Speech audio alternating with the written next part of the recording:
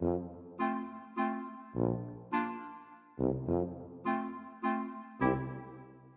are 2 million buy-to-let landlords in Britain. Is one of them making your life hell? Young people are forced to rent because they can't afford to buy, but tenants all too often get a raw deal from their landlords, and the system is stacked in their favour. Here's our rundown of the 6 worst types of landlords and what you can do to try and cope with them. First, the snooper.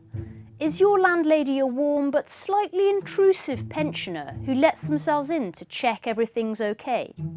This sort of thing can happen when you're renting a former family home from a landlord who can't let go. Know your rights. They can't enter the property without getting your permission 24 hours in advance, unless they want to carry out emergency repair work. Second, the ghost. Feel like nobody is listening to your complaints? Then you could have a ghost landlord, generally absent, maybe living abroad. Even the letting agent has trouble getting hold of them. This is a tricky one to deal with. Your landlord has to keep your home in a safe and habitable condition, but to enforce that, you're going to have to sue them. If it's a real health hazard, your local council could help. Next is the DIY disaster zone. The shower has run dry, the boiler has blown up. There has never been a greater need for qualified professionals to roll up their sleeves. But why would your landlord do that when they are so good at DIY themselves? Only problem is, they never really fix it. Other than move out or sue them, your hands are tied. Number 4 is the tightwad.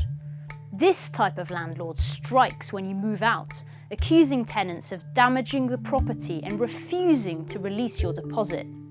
Your main defence is making sure your cash is in a registered deposit protection scheme. They can mediate disputes and decide what's fair, but be warned, the process can often take months.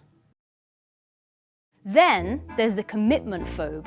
This is the landlord who decides for mysterious reasons that you can't rent the property after all, even though your deposit has been handed over and everything verbally agreed.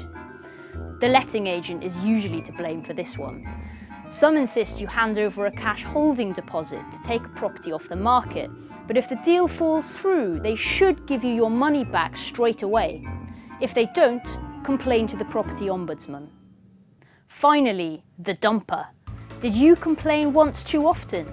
Were you being a nuisance with all your outrageous demands for hot water? You might find yourself asked to leave midway through the tenancy. This is known as a revenge eviction, and it was made illegal last year.